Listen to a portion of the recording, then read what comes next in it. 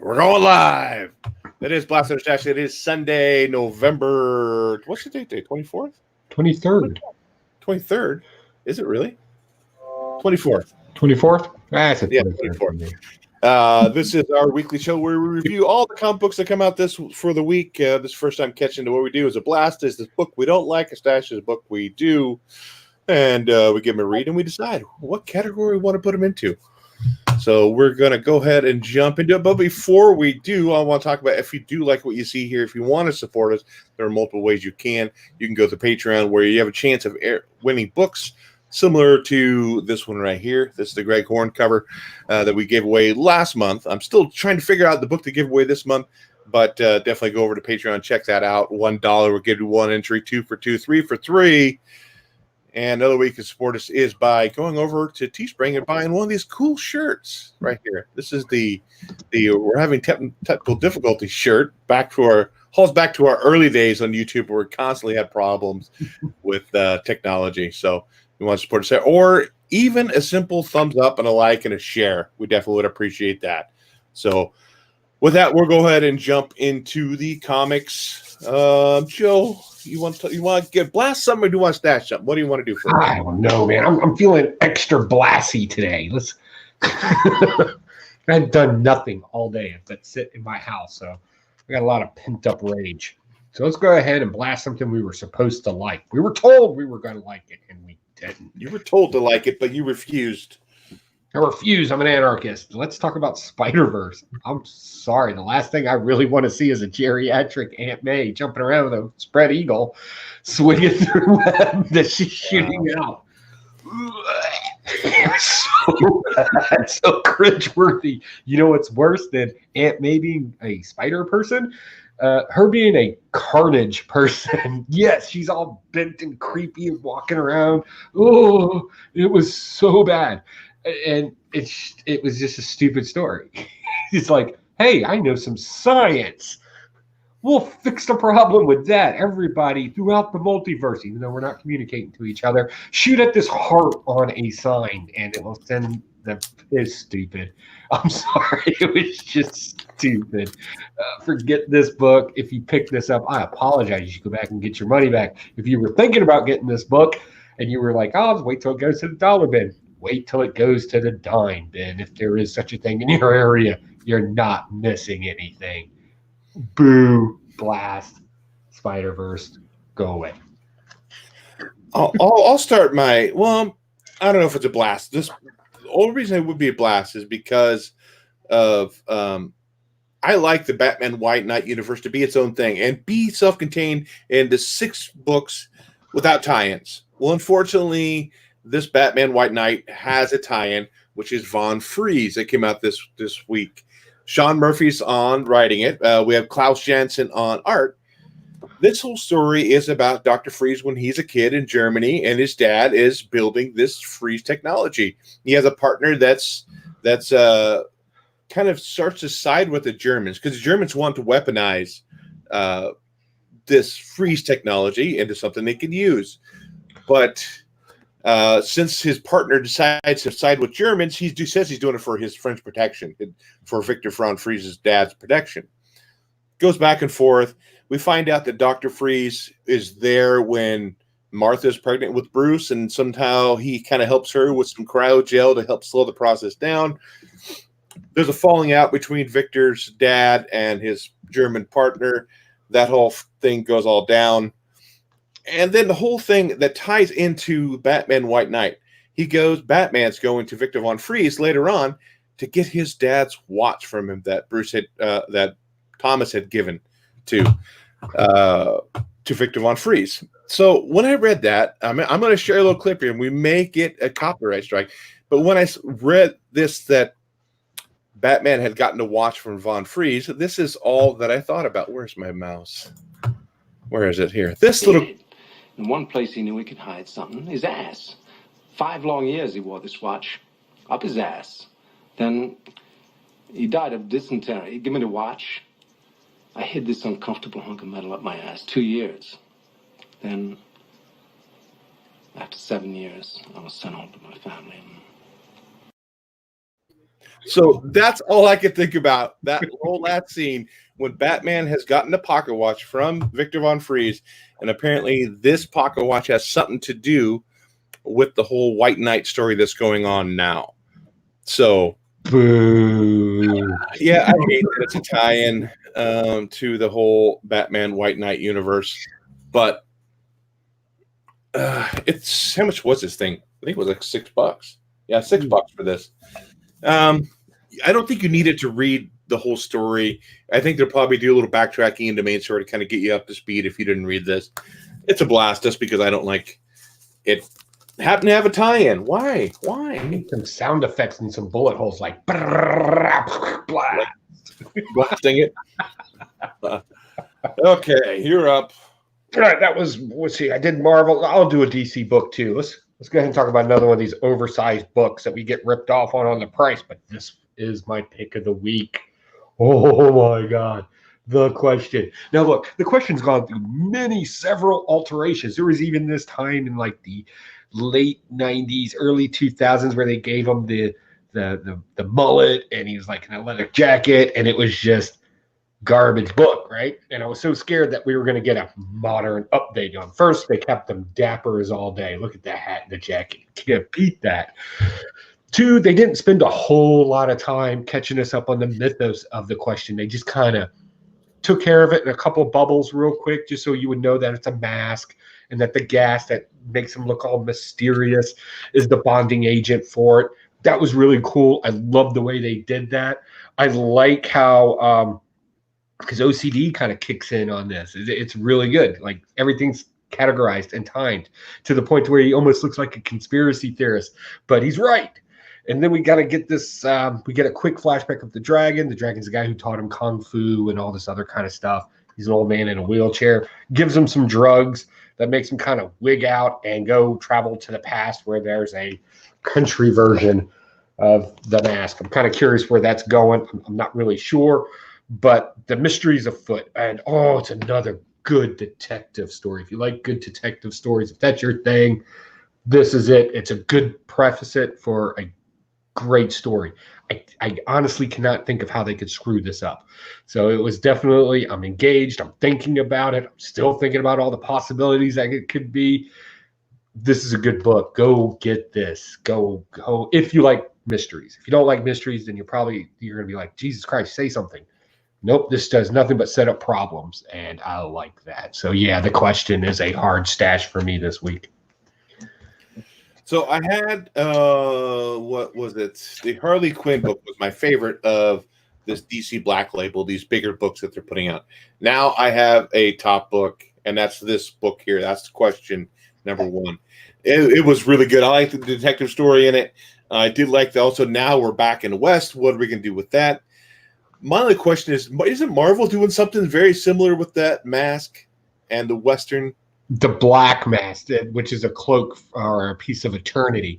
So, yeah, back in the day, that was a thing, the Black Mask, and then it was like a cowboy version of it. Same thing they did with Ghost Rider, making the Phantom Rider and all that. Yeah. But this is more detective orientated, where the Black Mask wasn't. It was more superhero related. Didn't somebody else do a review on this, or a review on this character? So yeah, Ralphie one day, I'm sitting there reading the comic book, and Ralphie goes, "Well," in his usual way, says, "I really want to do The Question," and I was like, "Okay, I'll do the research, I'll get the drawings and everything, and you just talk." And he did, and in our research, we actually found out that nobody else calls him OCD. Right? Everybody else is saying he's got these other issues. But then we go back and we look at the DSM-5 and we looked at what he does in comic books. And we were like, that's classic OCD. So he has OCD, or at least the portrayal of the character has OCD. So we were like, as far as I know, we're the first ones to ever say that. That was kind of cool. And of course, we put our sources in the description below so people could look it up to see if we're crazy or not. Real quick in the chat, we haven't hit up the chat yet. Got to hit up our fans. So we got Double S. He's in the room, always faithful, swinging by. Jacko's in the house too. It's good to see you again, brother. They're going back and forth talking about different stuff. Where's the blast explosion? Double S finally says, maybe I would have picked up the Freeze book if Christopher Walken would have read it to me. That would have been awesome. So yeah, thanks for swinging by, guys. Appreciate and love you.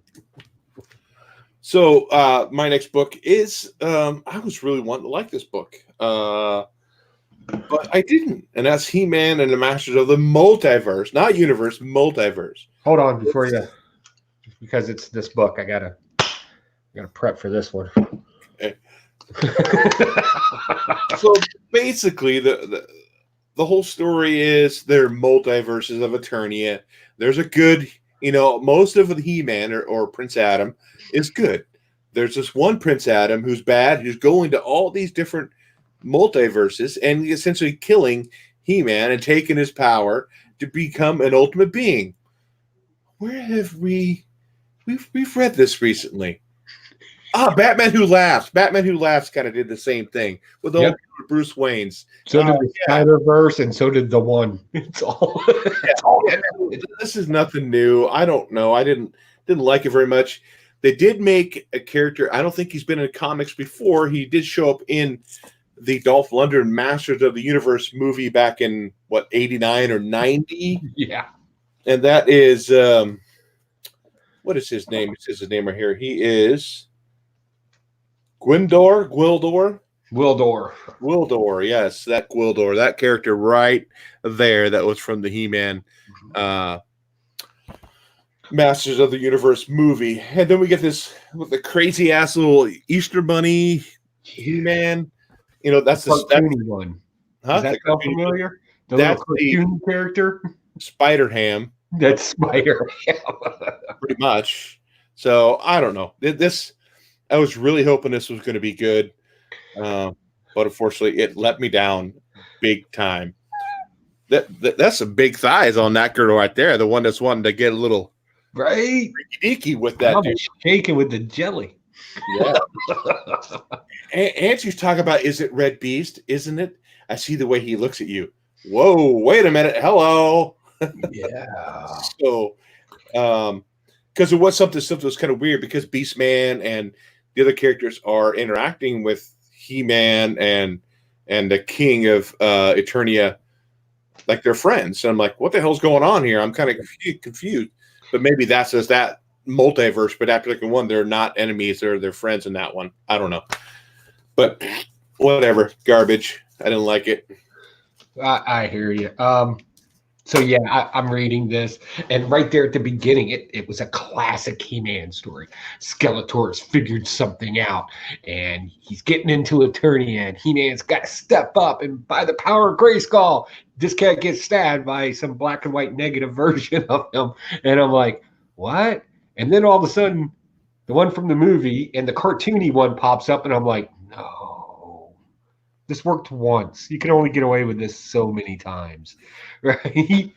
And then we kind of find out this blue one with elf ears, right? He's apparently going to be the hero of this story. And then at the end, they dump off with that old cheesy ass cartoon from He-Man of the future version, where it was like the space version of He-Man. Mm-hmm. That's what's coming next. I don't know if it's a blast for me. I'll say that. But I'll pick up Blast as long as it gives me something to talk about on YouTube. Right? So I'm not going to say I'm not picking up issue 2 because there's a lot of good stuff coming out over the next few weeks. So I may need a blast or two. But I did super stoked I was even able to get that cover right there because everywhere else it was sold out. I have that cover as well. I don't know where it is. It's around there somewhere. So I'm stoked to get the cover. Oh man. Like for a second they had the He-Man one from that stupid movie and I was like, oh, okay. They're going to kind of, okay. Why is this bobblehead looking one in here? What is this? What is going on? What am I reading? Yeah. I mean, they even have, the colors right, and I don't know about if we call it right for Prince Adam for back in the cartoon, the purple pants and a pink shirt and a white undershirt. Yeah. For some reason, I did not make the connection of that being Dolph Lundgren's He-Man. I just made the connection with Gwildor, or whatever the hell his name is, from the movie. So, but yeah, it's a turd. It's a stinker. But if they keep on coming out with cool Skeletor covers, that might be a winner. Oh, some way, I guess. I don't know. I blasted that book. What do you want to talk about now, Joe? Let's talk about you read this Heartbeat. Oh God, yes, I did. Now I got super lucky. If you watch Comic Tom 101, you know this cover right here. That's the one per store hidden gem variant. What's that going for now? I don't know. They made a big deal out of it on his show. Sad thing is that's the only good thing about this book. This is so bad. This is just like Faithless mixed with that Sailor Moon character Ashcan that came out earlier last year. What was the name of that? I have no clue. The eye patch, and she's swinging this. I don't know. This is a stupid comic book too. And then like the last 5 pages are issue 1 of Faithless. I was like, we've already seen this comic book. Why am I having to look at skinny ugly girl masturbate again? So what she's doing. I'm like, this is stupid. I'm not picking up issue 2 of this. This is not doing anything. It's goth girl going to a prep school. She's poor. She gets made fun of. She sees a dead body and she's fascinated by it because she's a goth girl. The end. Yeah. This was so bad. I mean, look, I don't want to tell people what to do with their money, but I'll tell you what, if you really want this comic book right here to read it or whatever, you'll probably see this in an auction soon enough. Just hold your pants. Yeah, she has this fear, or not fear, but like this infatuation of like pretending to be dead. And she does like the lipstick on herself and takes a picture and says, what if I were dead? That's, whatever. It's just lame. It's freaking lame. I don't like the art in there either. It reminds me of a manga, whatever the hell those are. And it does not appeal to me at all. And then didn't Faithless come out like 6 months ago? Yeah. Like that? Yeah. I don't know why this was I wonder if this was supposed to be out before Faithless or something. Yeah, that's the only thing I can think of. But garbage. Where's my blast emoji? Where is it? I gotta blow it up. Jacko says, I love that dumb movie, referring to the He-Man movie. He also says hashtag meat and potatoes. And Manga Bed. Am I saying that right? Mango Bed? Mango Bed. He's been with us quite a few times again. It's good to see you, man. Thank you for hanging out in the room. Definitely tell us what you guys thought about these comic books, or if you make sure we don't blow over something that you've read. Let us know. We'll review it for you. Just be careful what you ask for, because so far we're on a hunting spree today with all the blasting we're doing. Yeah, pretty much. I'm trying to figure out what I want to talk about. Let's talk about Batman, but I got to go through and revisit it here on what happened in this book because I forgot it. It was so forgettable. So forgettable that I was like, Caffeinated just joined us. No problem, man. We just blasted a bunch of stuff. That's right. In this book, Batman wakes up after being shot from the last book. Thomas Wayne shot him, but there's none of that reflected at all here. They don't talk about any of his wounds. He wakes up, sees Alfred dead, kind of a little self-reflection on what Alfred meant to him, and a lot of self-reflection on him as Batman through the whole thing. And God, and there's a spray painted thing that says you are not Batman in this room, but apparently he's locked in here and he's trying to get his way out.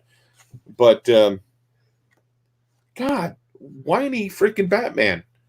We need to get rid of whiny Batman. We need to have Batman back who's strong and confident and wanting to go kick ass versus worried about his feelings all the damn time. This thing's an emotional wreck. It really is. It's a disaster. Like, it's not even we read comic books because we want to relate to something or we can relate to something, right? I honestly believe that's why we read comic books. And so I don't know what's going on in this book. I don't want to be a whiny person. I don't want to scream and, I want to go drop a body that killed my best friend. I want to relate to that. I wouldn't do it, but I want to relate to that. Or something along those lines. And also, I didn't get this whole letter thing. So they're writing the whole Alfred letter, right? Who's reading that in the story? I don't know. Is it Batman? Does he have the letter there, or is it something No, I that didn't see him pick up a single piece of paper or anything. There was nothing translating that. So really just the viewer was. Does that make sense? something Alfred wrote and it should make sense. It's a letter. It's in letter format. Who's reading that letter? Wasn't Batman. Wasn't Thomas Wayne. Wasn't any of the kids. Nope. Yeah. I like what Caffeinated Comics says. It's the best way to sum up Tom King's work in 2019. Nothing matters.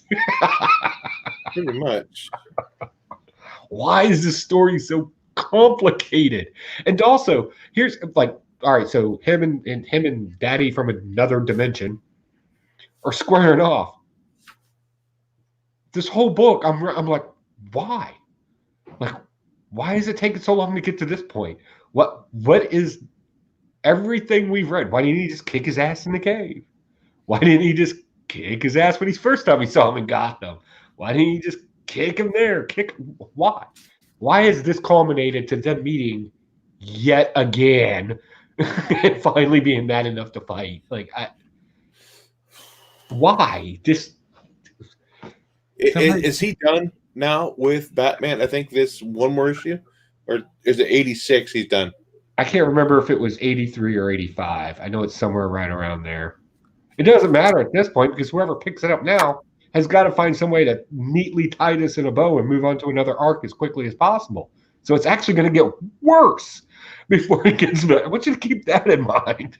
I just hope he's able to wrap it up essentially, and that somebody commits with a whole new story and totally forget all of that. Maybe it is a holodeck. See, that would be one time I'd be happy with a holodeck scenario. Give me the holodeck or the mind in a coma the whole time because he was so distraught from not getting married or whatever. Yes, it's just because now if you think about it, right, the entire Bat family's dead. Alfred's dead. Right? They're all gone. Yeah. What happens next? Caffeinated Comics says 85 is when King's done. I'm going to read this all the way to 85. I'm going to endure this monster because I'm a trooper. I have every single one of his books. I haven't dropped off. I'm just kind of a Batman fan, so I get it regardless. So, okay, I brought up Batman. You're up with something. Oh, now you want me to do work. Work. We talked about that. We talked about that. I got my notes. Oh yeah, let's talk about this. This is interesting. So I never got into the 2099 comic books back in the day. I just wasn't too interested in future comic writing, that kind of thing. Just wasn't my thing. And so I went ahead and gave this 2099 Alpha a thing. And this is a great jumping on point for the 2099 stuff that's going to be coming out. Because they're going to have a bunch of tie-ins for it too. This is going to be your main title right now. But this was actually pretty good. Now, is this something I'm going to read long-term? Probably not. I got the gist of it. It's a pretty basic story. It's a great setup. It's a new arc. The characters are clearly defined, and they're doing something in this that I thought was interesting. They've clearly identified in the story what the tie-ins are going to be. Oh, really? Yeah, you saw a glance of all of them in here as we're watching this whole 2099 thing. I thought that was kind of cool because there's no surprise. It just come out of nowhere. I thought that was really good. I really like this 2099. We lose you? Huh? Oh, I thought you froze for a second there. Go ahead. And he's kind of using him to kind of tell him the future, and he's kind of holding back a little bit. This is definitely a huge stash. Yeah, I agree with Jacko in the room there. He goes 28 Alpha was a stash. Doom 29. Yeah, I would read some more of this. I'll probably won't get all the tie-ins, but the main line, yeah. If it's not a bunch of new books out that week, I'll continue this. Plus, I mean, that's just a nice cover right there. I don't know. I always like the Two-Faced type covers where they kind of show the comparison of the two people. I like that. And again, this is me jumping into it, not knowing a whole lot about Spider-Man 2099 or any of that mythos or relevant storyline. But I liked this. This was actually pretty good, and I'd probably read some more of this. Oh my God, my son is flipping out over freaking games next door again. So, the only ones I remember reading of the 2099 that came out, 93, 92, right around there. Yeah. The only ones I read were the Punisher 2099 because I was a huge Punisher fan. And that's what I'll probably pick up because the advertisement and the synopsis for it that I saw for next week, that looked kind of, I may pick it up, but it's not going to be like a primary thing. It's going to be, okay, I'm right at 17, 18 books. I usually get about 20. Let me go ahead and fill my quota, just my comic book shop out. So I did not pick that one up just because I did not want to do one of the 1,500 tie-in books, as in Caffeinated Comics is. It's a Marvel book. It's going to have tie-ins. Let's talk about Punisher Kill Crew. Let's talk about Punisher Kill Crew. This was the last issue for this story. I really hope they come out with more. I don't know where they could. I mean, they could go, hey, here's another group of kids that has some issues. Right. So, yeah, I flipped to the book and I saw a scene that I totally forgot about. So, Foggy has essentially left them. They think that he's vacated. He's fled because he's a coward. And he did. He did leave because he was scared, but then he had a second thought and he thought, okay, nope, I better go back. I got to save my friends. They need me.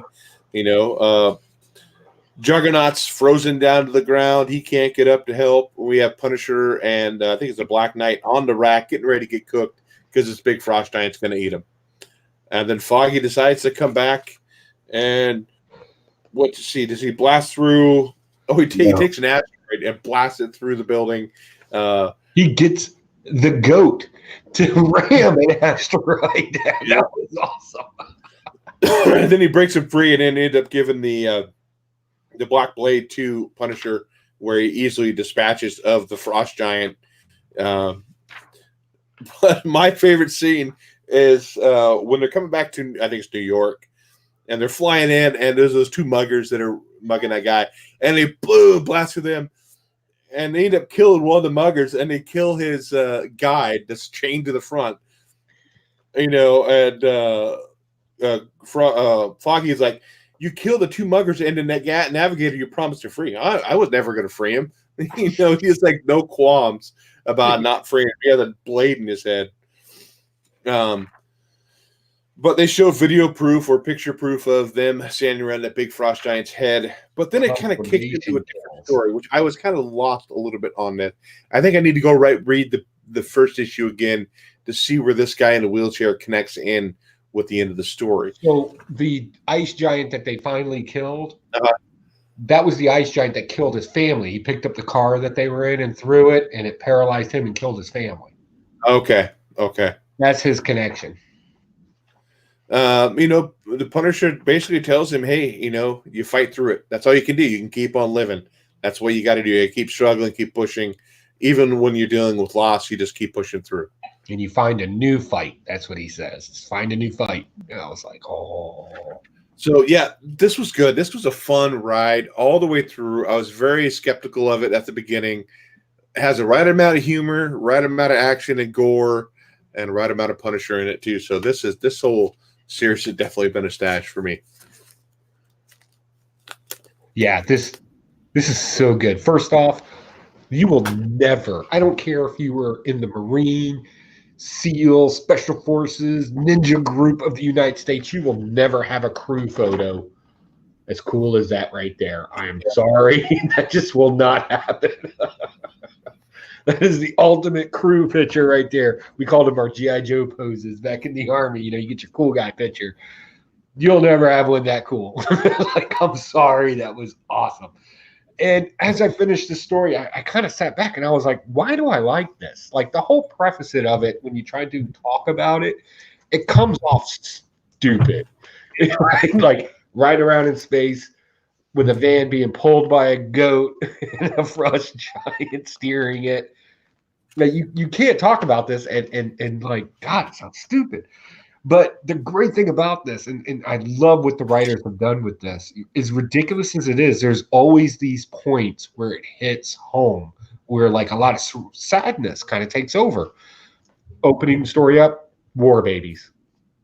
Kids whose parents been killed, making the argument, the dedication, convincing these other guys that why we're going to go do this, because, you know, it was always these surreal moments, and then outlandish violence, a little bit of humor, and it just kind of fluctuated back and forth through the whole time. Even in this one at the final end where the guy tries to commit suicide by putting a bag around his head and not knowing how to keep going. I'm not about to cry. I got the burps. It's that's what it is.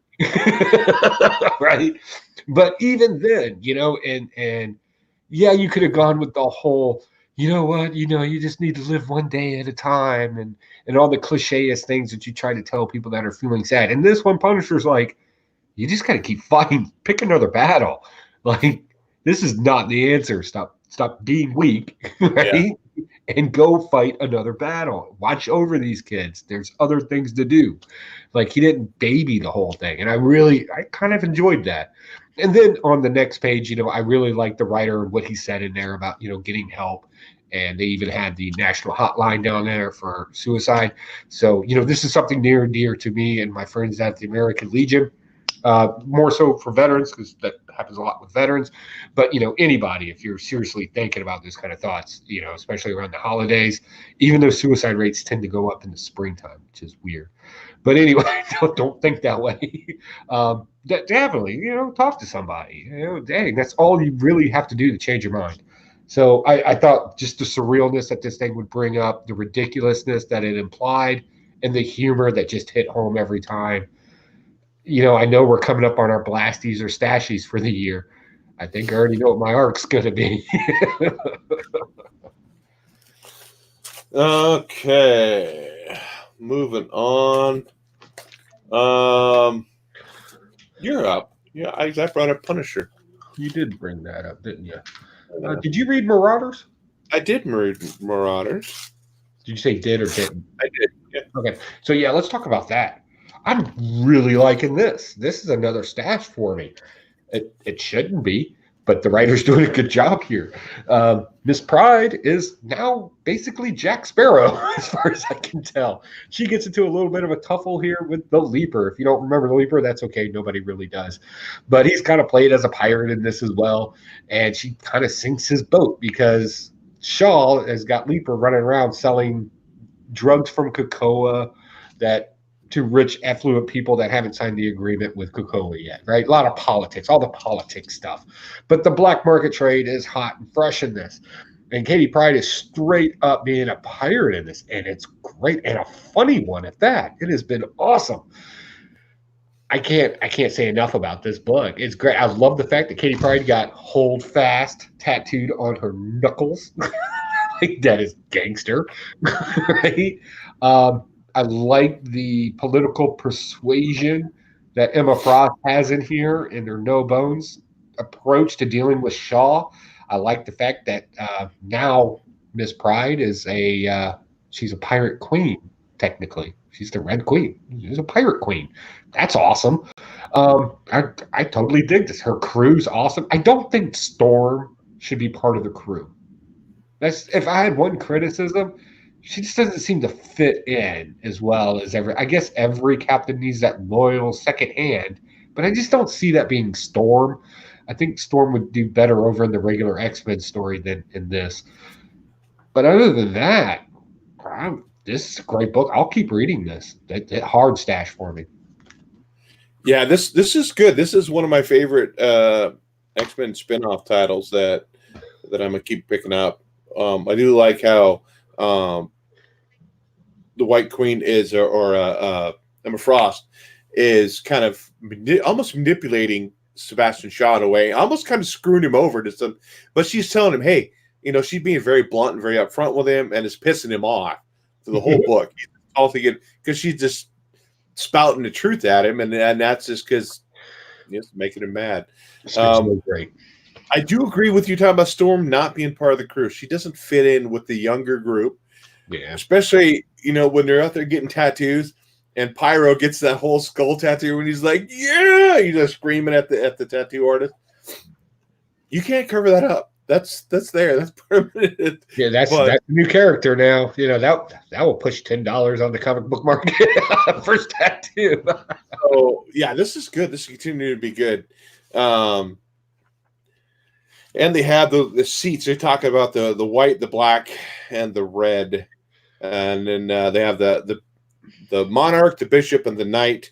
So we don't have the a bishop for the red or the black yet, but yeah, she's still formulating that.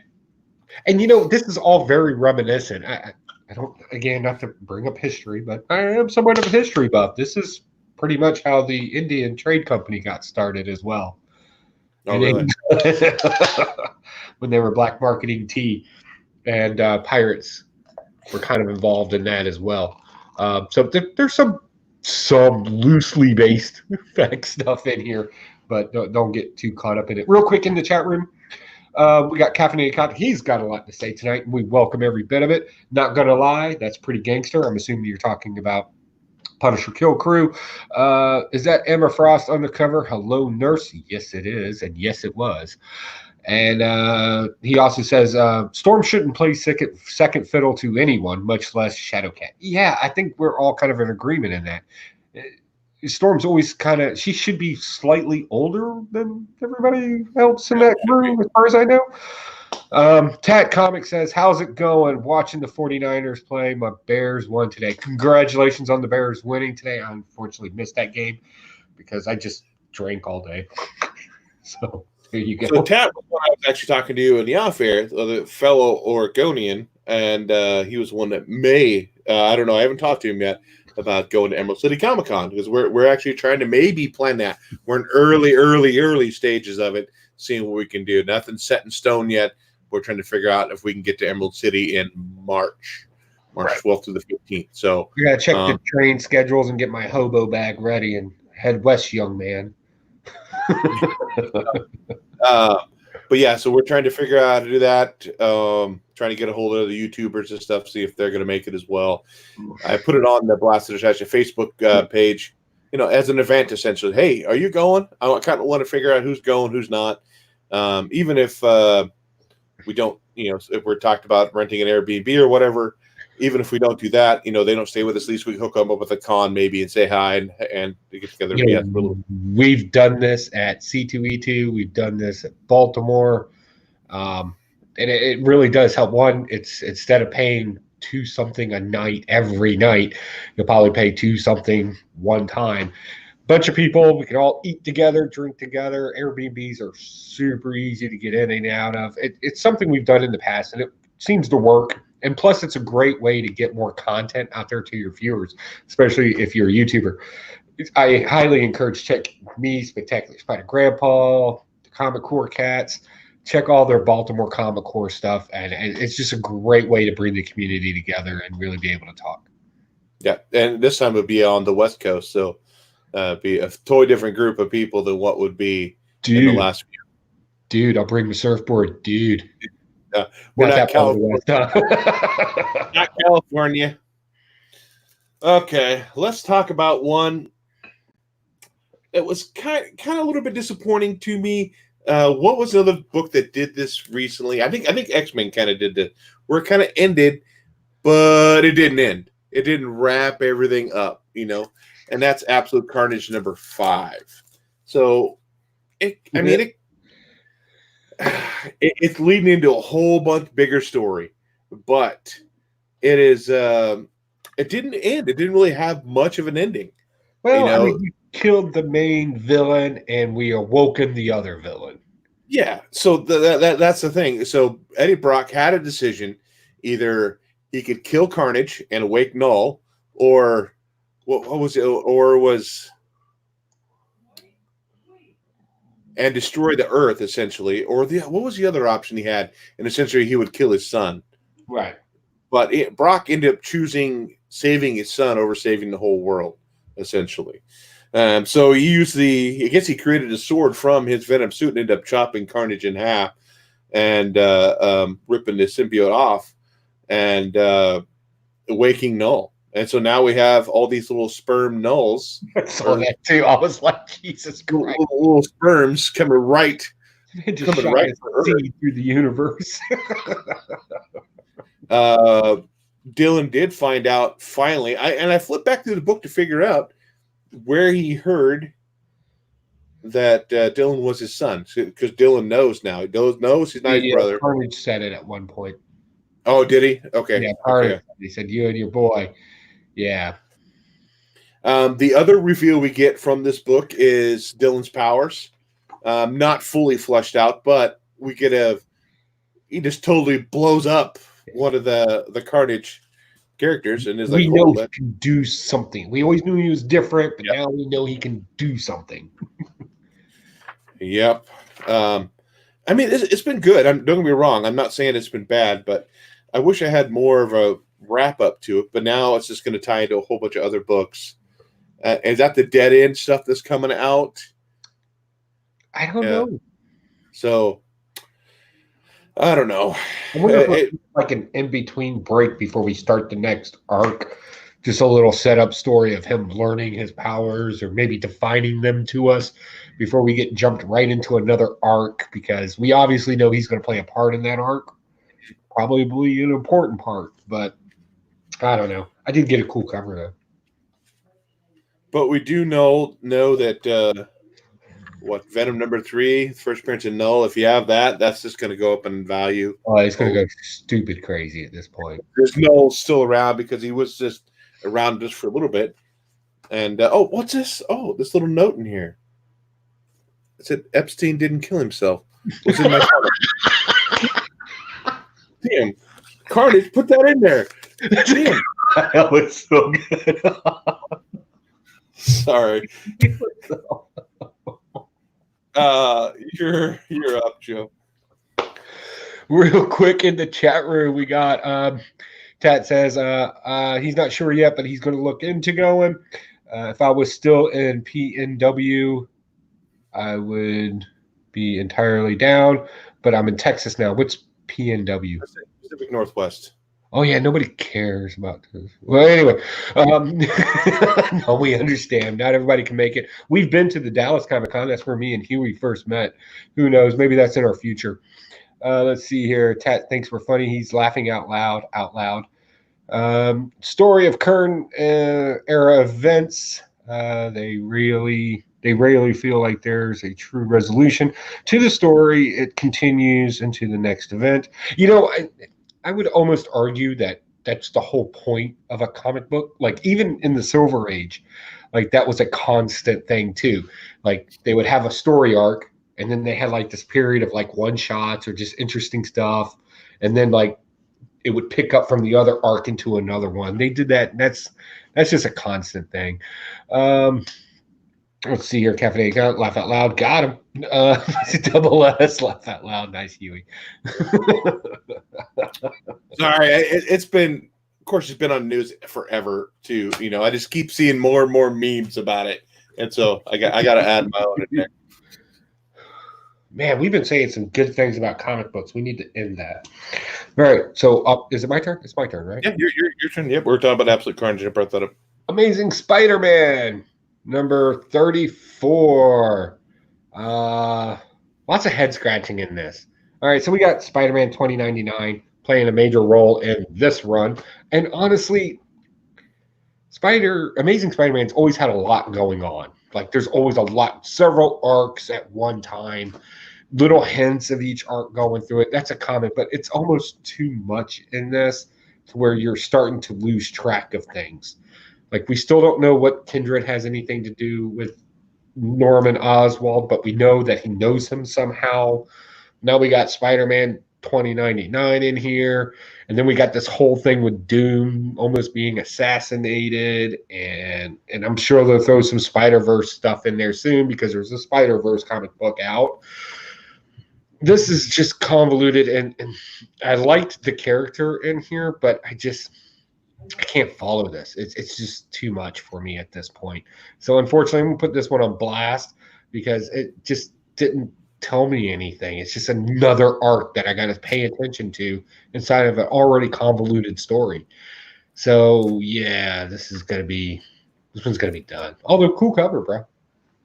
Yeah, Caffeine was asking why is Miles on that cover? Is that just a variant cover? Yeah, it's just a variant cover. It's got a little bit of everybody on it. I'll bring it up a little closer. It's got a couple of other ones. Again, this is why I say the Spider-Verse is also going to be a thing in here because we see various other Spider-Mans in the covers. Oh, sorry about the shine. So, yeah, they're hinting already. Okay, let's go back to Immortal Hulk number 27. I'm glad they went back to they got away from the political stuff. Now it's still in the background. It's not nearly in the forefront as the other last book. I mean, number 25 was way the hell out there. Number 26 is all talking about taking down power and taking down people in power and all that stuff. This book, he's going back to more of a smash thing, which I enjoyed. They're sending him to Hulk's want to go this place to destroy the servers of Mark Zuckerberg, because that's what I read was because the Minotaur is talking about essentially collecting data and all this stuff, and that's how they are able to move forward because of these servers. And all of a sudden, Hulk figured out where they are in, I think they said in Oregon somewhere. I wish I would have said, but Hulk gets transported there, and he gets met with like these 4, I don't know, mutated beast things. But he did pretty dispatching of those pretty well. But he does smash the servers, which kind of pisses the Minotaur off. Which on the cover and the description they say that's the first fight between, or not the first fight, but a fight between Minotaur and Hulk. But that never happens in this book at all. I mean, I think Minotaur is getting ready to go kick some ass, but we do find a little more information about Bruce Banner and Hulk, because now, since this arc, the Hulk, as soon as the sun rises, he turns back into Bruce Banner. He's no longer the Hulk. Now he's able to essentially hold on to that Hulk a little bit longer. You can see in the sunrise, and he's able to figure out maybe how to work with Bruce Banner to be able to stay Hulk a little bit longer. He's able to control that a little bit more. But yeah, this was a lot better than the previous one, I thought. The only issue I had with it when I was reading through it was like here's this was it 12 panel setup here, right? So am I reading clear across this whole 4 panels, or am I reading 2 and 2 and 2? You're reading clear across. And I found that out after. I mean, it didn't really change it up. It just made it seem like it was going from scene to scene to scene to scene. Yeah, you still got the gist of it, but I'm like, wait a minute, I think I'm supposed to be reading it clear across, and so that's when I started doing that. So, I did the same thing too, and I felt stupid when I found out. I was like, God damn it, I'm supposed to read the thing through. You get to this panel, this page is here. It's kind of obvious what you're supposed to be doing. But, yeah, I thought this was a lot better book. I mean, it said the Hulk smashing again. So, Immortal Hulk, this was good. yeah, I'm gonna have to blast this one, bub. Sorry. Why? Why? The whole preface is stupid. Oh, you think so? I look. This is an opinionative show, right? Everybody's allowed to have their own opinion. Some people can like things, but luckily I got the Hulk 2099 character because I didn't know what he looked like, but now I know. I'm not getting this story. I don't. Who's the bad guy in it, and why are they the bad guy again? Because Bruce said so. They're data mining. They're using cookies for people's information. Hey, I hate to tell you this, but everybody does that. I'm not digging this whole socially conscious Hulk. Sorry, I'm not. Like, I'm almost on the side of the Minotaur on this one. Like, a lot of the things he was saying to the guy that wanted to play it safe, we teach that stuff when we teach business classes. We're like, Oh, whenever really? safe, you need to step up out of the box and move forward. Like, I'm like, you put horns on me, besides looking like the devil, I would sound like that thing. I was like, I don't get why he's the bad guy. But he is talking about what they release to the public and what reality is. I'm reading through this again as a Right. You always control the narrative. That's Yeah. That's any story. Look, if Blaster the Stash It tomorrow got caught up in a scandal, right? And you and me were talking off air. Here's what I would tell you. Control the narrative. Say the good parts. Like, I'll tell everybody exactly what we do because we teach it. Yes. Yeah. Because any major problem that we could possibly do, it's just a matter of just getting through the initial 100 people that may have a problem with it. And then everybody else will forget about it. We'll move right back on. You don't believe me? Look at your politics. You do it for that. You do it for anything. And I don't mean to sound coarse or condescending, but yeah, it doesn't matter that much. So yeah, having data servers, yeah, that happens. So you can target advertise people. Yeah, you're taught to do that now. Target your market, target advertise to them. Even Facebook, you can target market your charity events. Guess what? All that's held in a server too. So I'm not really. I'm hoping that this is just some big setup, and we find out that Bruce Banner's brain, is like damaged from all the gamma radiation over the years. Right? And he's like getting all or whatever. But again, I'm not seeing who the bad guy is in this one. Maybe that makes me the bad guy. I'm okay with being a bad guy, but I'm not following it. And I mean, I'm not taking any of it personally either. I'll keep reading it. I'm blasting the issue because I think they're putting out the wrong message. But then again, we're only getting pieces of the message as the issues come out. So I'm only currently reading what I'm reading. Now, I mean, if you look at it from modern stuff of what's going on with, even if you add social media in there, you know, about controlling what's being out there and what's being said versus, you know, and controlling voices. That's what I kind of see from that. It's like I said, I was calling a Minotaur the Mark Zuckerberg, you know, as in like he's the one controlling what everybody else sees, you know, even though it's not what is the norm or the truth, you know. So that's why I got into that. Now I guess I go a little bit political into that as well, but you know, again, you know, everything, you know, I'm not sure if. Well, I don't know if I want to run down that rabbit hole. We're here to talk about comic books. Let's just talk about comic books before I get banned from YouTube. demonetized. But I already marked that we're not safe for kids. So we can talk. We're not safe for kids. Is it my turn? It's your turn. I don't know. Where do you want me to go with this? Did I read it? What do you got? I have 2 books left. So I got really close to the mic and got really loud all of a sudden. I have Deadpool and King Thor, the other 2 books I have this week that I read. Let's talk about Deadpool then. We'll talk about what you had. It's not my show. It's your show. Our show, Joe. Yes. So, this typical Deadpool story, right? Ridiculous stuff happens, ridiculous solutions to those things, and then more ridiculousness happens. If I have one complaint about this book, I did not like the art. I'm not a fan of this type of art. In the beginning, in the first few pages, before your eyes get adjusted to it, it's just really annoying because you don't really know what's going on. But I like the story. It's a stupid story. I like it. If you don't know, monsters have taken over Staten Island, of all things. Some could make the argument of a little political there, but okay, whatever. Because of some deal that was written out ages ago or whatever, and technically the monsters are in the right for taking the island over. That's all we need to know about that. We don't need to get too deep with that. So somebody hires Deadpool to go clean this out by killing the Monster King, and it's this big monster thing. And there's a Van Helsing Chica there who's wanting to drop bodies too. Okay, cool.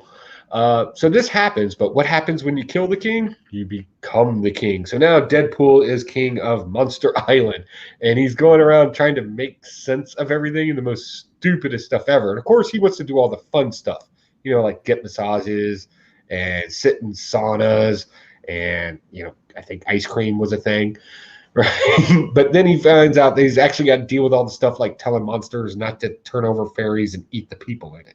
Fairies like a boat, not like the things with wings. Okay. The people in San Francisco. Oh, wow.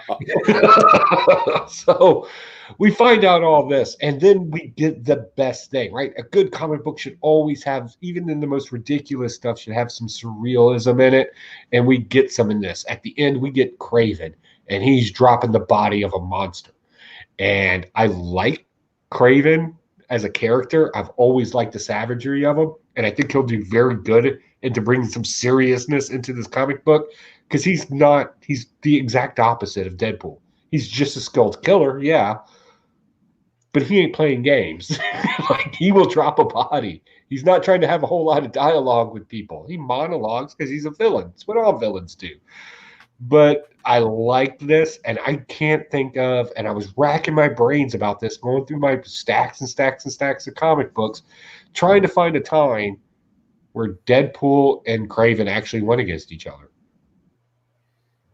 I don't think they have they? I don't think even they have. So I think this is going to be interesting because of that. Again, the art and the silliness in the first issue, it is what it is. But I think we actually got a good arc that's about to happen here. So I'm definitely going to be catching some more of this. If the first one's not your issue, I would definitely try picking up the second one. Because, again, it's Kraven. Kraven being introduced as the villain in this, it's got to elevate the story. So I like it so far.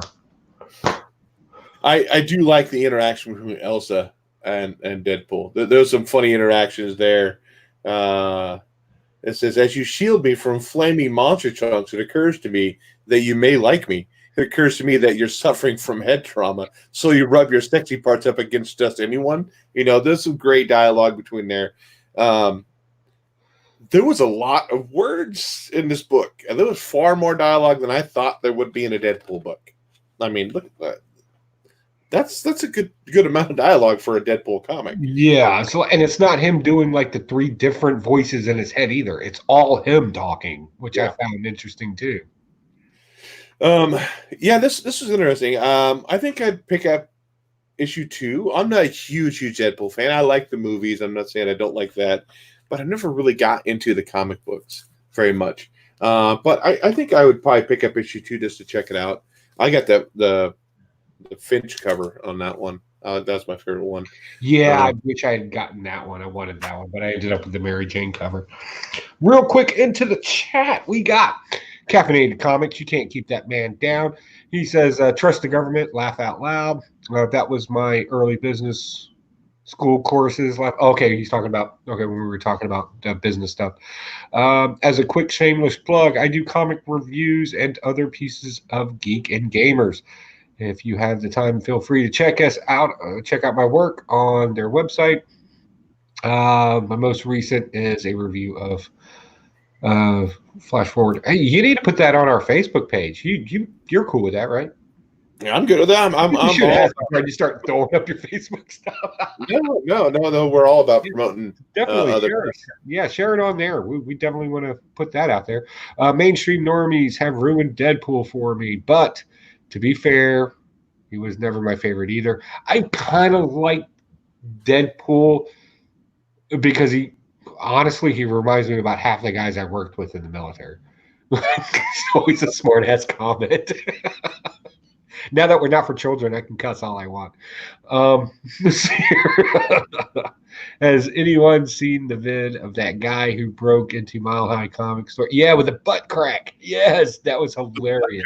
Something new? So a guy breaks into Mile High Comics. A guy at work there tried breaking the glass. He knew exactly where to go for all the mainstream stuff.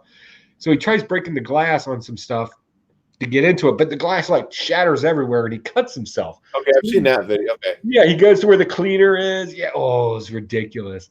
Let's see here. Caffeinated Comic says no. That's being Kelly Thompson now. So trying to hit minimum word count on papers, right? If they were paying by word, yeah, I can see that. Yeah, that vid was crazy. Okay, cool. So we're caught up in chats now. So why don't you talk about your last book? Oh my God! If I could remember what had happened in this book too. So this is another one. This is King Thor number 3. This Hey, return they make these things called you Notes. put magical symbols on it. Cave writing. Sorry. You're good. With my work schedule stuff, it's going to be even worse. But I do have Sunday nights off. I made sure to have Sunday nights off so I can do this. I'll be reading comic books on my lunch break. I tried to do that today, but it's kind of hard when you have coworkers sitting there talking to you. You know, trying to read comic books. You know, trying to be professional. What's that? Your lighter? Your light? So in this issue, we still have Gore essentially dispatching Thor and Loki, but we have the goddesses of thunder come in. They're Thor's granddaughters. They come in and try to attack, and they remember a story about this planet that died essentially, but they found a statue of a young girl praying, and so that was their answer, praying to Thor to be able to bring vegetation and stuff back to this desert. So Thor brought them rain in order to bring the vegetation and essentially bring the planet back to life. So that's what they're thinking. They need to pray together in order to pray for Thor to make him strong to be able to come back. But then they end up bringing up somebody new. I'm not sure if it's a new character at all, but he is the god of thorns, the rose father of Itagar. And I have slept for too long, he says, and we have. And there's a whole group of characters that come into. They have the Skylords. We have, which is weird, the Meat Mother, the goddess of Gristle. Okay, that's a little weird. The Lady of Comets, the goddess of Star Archery, the god of Psalms, and the Master of Dirt, and then God of Thorns. So they come in and essentially try to take over and kill Gore, which they do. They end up chopping his head off, but they realize at that point that Gore has essentially almost like a Galactus kind of figure. He kind of grown beyond his physical body, and now he's more spiritual and massive. And that's how this book kind of ends, with Thor kind of coming up back alive, and now he has to fight this big being that is known as Gore the Butcher. So it was okay. Yeah, I need to take better notes there, Joe. But no, fine. That's a good review. I'm actually want to read that book now. So yeah, I mean, it's Jason Aaron on Thor. It's only a 5-issue miniseries, but I'll continue to pick it up. Jason Aaron, pretty much anything has been pretty good. So yeah, he does. Yeah, he's come a long way. We'll put it that way. Texas, we got to go. School night. Hopefully, have a new vid up soon. All right, we'll definitely check it out. Let us know.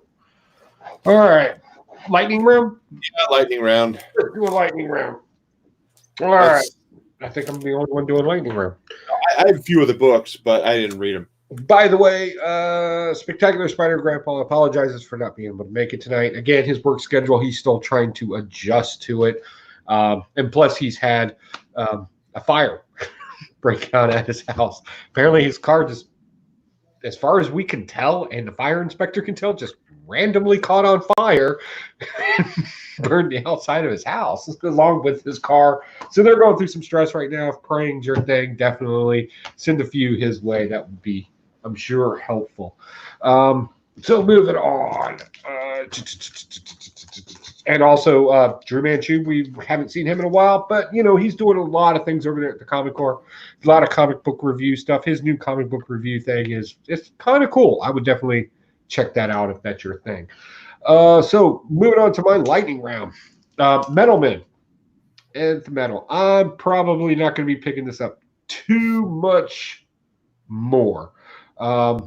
This was okay at best, but I kind of already predicted the ending to this, and I don't think I'm wrong. So why spend my money on it? Basically, the Nth Metal starts mimicking the Good Doctor, and for no other reason. And also, we find out that he has zero empathy for the actual Metal Men themselves, which kind of takes it out of continuity a little bit. But who cares? They're robots. Let's see here. Justice League. What number is this? Justice League number, what is this? It's like 30 something. Yeah, Year of the Villain. This was pretty good. I'm enjoying this Perpetua storyline and all this. I know it's not everybody's favorite, but I've been kind of enjoying it, and I'm going to continue reading it. In this one, we get rousing speeches to bring everybody together. That's the whole point of this comic book. The superheroes understand that they're going to lose this battle, or at least that's the current mindset. So why go down when you can go down fighting is kind of the theme behind this.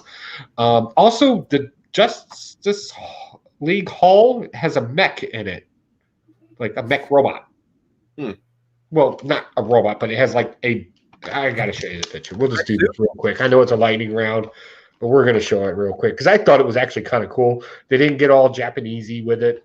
They actually just kind of kept it legit. So the Doom thing, we always knew that thing could float along, and it had tentacles. So yeah, that's what happens there. That's the mech flying robot right there at Justice League. So yeah, they're going to try one more time to beat Perpetua. This would be the fourth time that they've tried to beat Perpetua. And hopefully it works this time. I don't know. We'll see what happens. Moving on. Spider-Man and Superman. I like this. I like this infected story. I like this because I don't think we're supposed to think of our dark universe people as evil. Right? They're just. This is an interesting book, and I'm going to take a second on this. This is interesting because the dialogue in it clearly shows something that when you're tired of somebody, it would be something you would say in your head, but you wouldn't say out of your mouth. Now, I'm sure we've all had this experience. If you haven't had this experience, then you have a mental disorder, and you need to go talk to somebody because this happens to everybody, right? It's called the dark space of the brain, and it's kind of where that kind of unappropriateness kind of happens in your head, but you have a filter or control to keep it from coming out. So like, all right, let's say you're on a plane and the kid starts screaming and you're like, God, I wish somebody would just burn that kid out the window. Right? That's the dark space of your brain. Well, in this, we get a lot of this, especially when Hawkman's like, I am tired of you constantly telling us that you have a contingency plan. As he's sitting in things like that keep being said in here, and it's like the things you know that you would be annoying that make sense, but you wouldn't say them. So I don't know. I thought that was interesting. Probably looking way too much into this, but I enjoyed it because of that, and I'm going to continue joining it. Also, Supergirl gets infected. Spoiler warning. And instead of getting Superman, they now have Supergirl. So now this, what is it? The Infected Six. Is that what they're calling themselves? They're calling themselves something. It's a something six. It's always something six. Are together, and they're bringing the dark multiverse to our Earth, or Earth 616. Or well, I'm not sure what Earth we're on, but they're bringing them here. So that was cool. The Sinister Six is Spider-Man. Yeah, and then there's Secret Six, and then there's a Savage Six. It's one of the play on words like that. Avengers number 26. If you like any of those Avengers BC stories, you're going to love this. So the last Avenger BC before they make their actual team was Starband, right? And Starband is now this. This is pretty much his Adam and Eve story. The funny thing about it is it's not an Adam and Eve story. It's an Adam and Steve story. I think a little tongue-in-cheek humor was used there, but yeah, that happened in here. But he lost his lover, and that would be devastating for anybody of any sex. And he's obviously on this kind of BC Avengers team now. I'm really digging this whole Avengers BC stuff. I don't know why. Maybe there's some savagery behind it. I like that. I'll read that. Strike Force. Number 3, this arc ended way too well. Technically, the arc ended, but not really. It's one of those situations where there's something that's still going to connect it into the next storyline. But I thought this was stupid ending, so I'm blasting it. Blade and Yeah, it's Blade all them. Why is Spider Woman in this? It makes no sense to me. As a matter of fact, they have too many characters in there and just not enough dialogue going on, so it comes off very clunky. Like at first, I was excited; it had a good premise of the story, and then as I'm reading the dialogue, it's like, okay, you just have characters saying things just to let us know they're in the story. Have you ever read a comic book like that, where like there's no reason for a character to say anything, but they just say something anyway, and you just know it's just put in there to let us know that the character's still there? Yeah. That's kind of Spider-Woman in this. It didn't make any sense to me, so I was like, bah. Something is killing the children. This is your in-between issue. I always say in a story arc, you generally have an in-between issue. She's our killer of monsters, is stuck in a jail, and she's basically telling the police officer, look, this isn't going to happen, man. Look, somebody's going to call you. She pulled a total John Reacher in this. The phone's going to ring in a few minutes. They're going to tell you to let me go. This is a thing, right? This is going to happen. So this is kind of the in-between issue. Probably not as much excitement as you would expect in it, but definitely setting up for some more information about her stuffed animal. So you may want to check that out. Mask number 2 got way too political and stupid, so I'm dropping this. Cool cover. I thought it had a good premise, but in this one, it's just basically, let's kill all the politicians around us. So this thing with a mask can be the thing that everybody rallies behind. I don't know. It was stupid. Once and Future. Look, if you're not reading Once and Future, it's almost like you're not a comic book fan. This is right up your alley. Galahad, as you know from the King Arthur story, has to find the Holy Grail. Well, if you know anything about King Arthur, you also know that the Kingfisher is also involved in all that as well. Well, the Kingfisher kind of killed himself in here. Literally put a gun to his head and shot his brains out. So where are we at in this? We don't know. We're completely off script at this point. So that's really cool. A lot of good stuff about to happen there. I'm enjoying the book. It's definitely a stash for me. That is my books. My mouth is dry. I'm gonna fix drink that beverage. Drink your last little bit there. It's not popped up here yet, but Aggressive Reaction says Blade sucks at his job. Vampires are everywhere more than vampire hunting. More of a vampire hunting hobbyist than a professional. Right. Oh, we got Drew Manchu in the room. Mike is on fire. I'm here. Hey, buddy, what's going on? It's good to have you here. You know, you're just pop in, dude. We send the link in. Let's see. Aggressively, I love arousing speeches. Obviously, you're talking about the Justice League. It is a good one. It is a good. I think everybody should start their day off with a motivational speech just to get the day going. Let's see here. Caffeinated Comics. Oh, we're supposed to say that out loud. Oops. Hey, y'all. Hey, Chris Barrett's in the room. What's going on, Chris? Good to have you here. Relaxing. Don't talk bad about Blade. Hey, we're not talking bad about Blade. Blade made sense in that story. The problem is, why is these other people in here? And Drew Manchu is driving home. We know you cats are working hard. Keep on working. Bye. I did pick up the Green Lantern, Green Arrow facsimile. It says number 85. This is my Ward Speed is a junkie. You know that. I have that original book. Oh, did you? And I've been offered good money for it. I think it's graded at an 8.5. Wretches number 1. These are books I did not get a chance to read this week. This is by IDW. Canto number 6. Apparently, I missed number 5. So I gotta go back to number 5 for sure. We had Heartbeat earlier. Now we also have Heart Attack. Was that it? You haven't read that?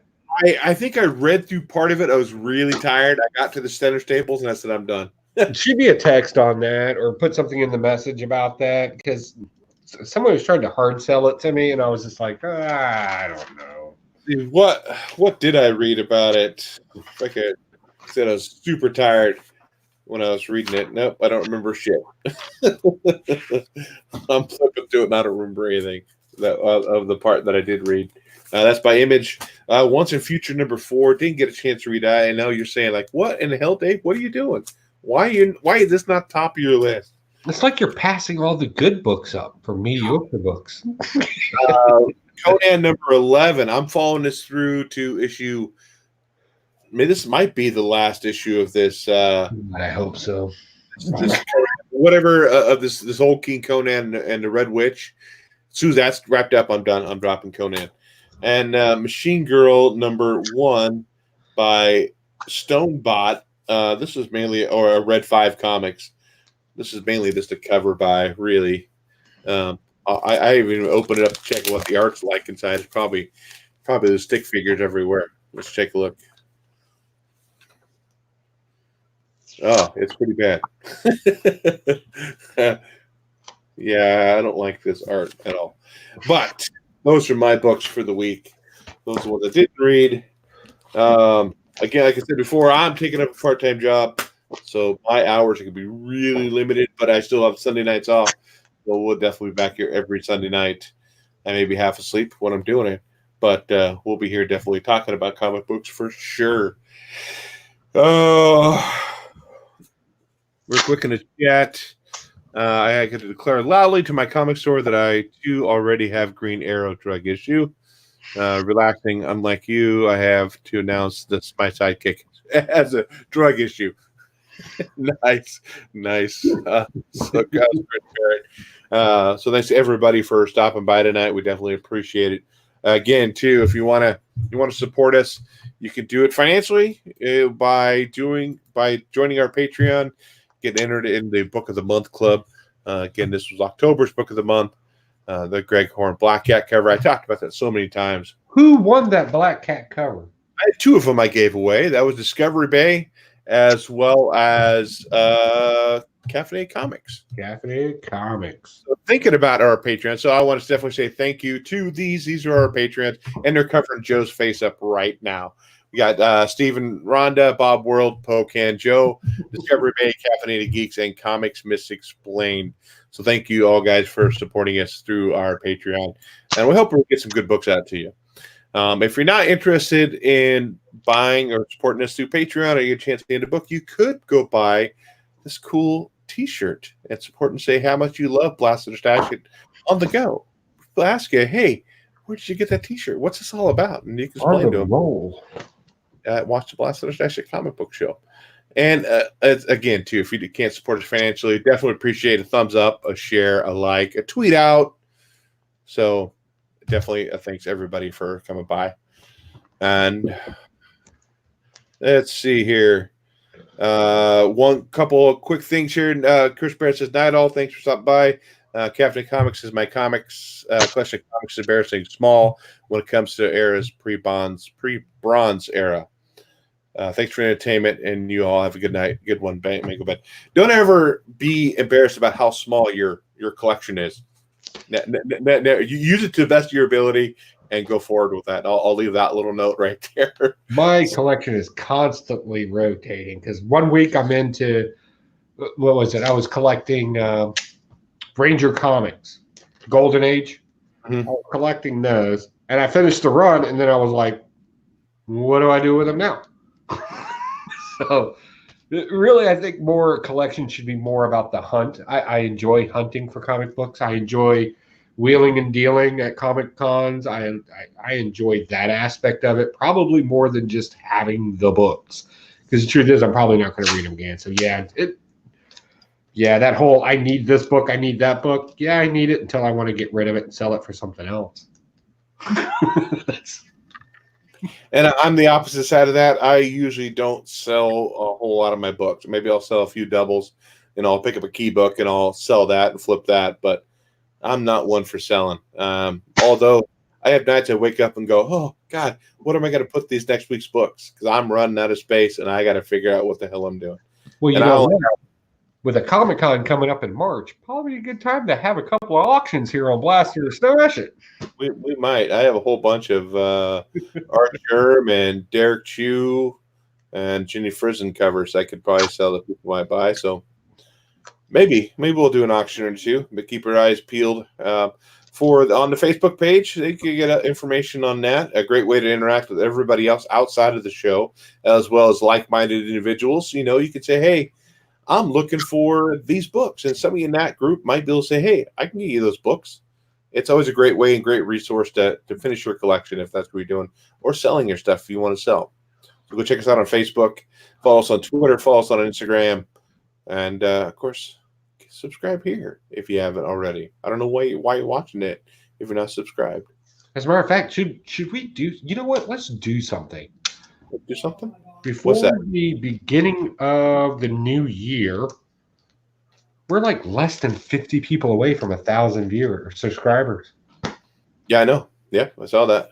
Maybe we should do a giveaway. Do a giveaway. Yeah, let's do a giveaway. What were we talking about before? You think, or what are you thinking?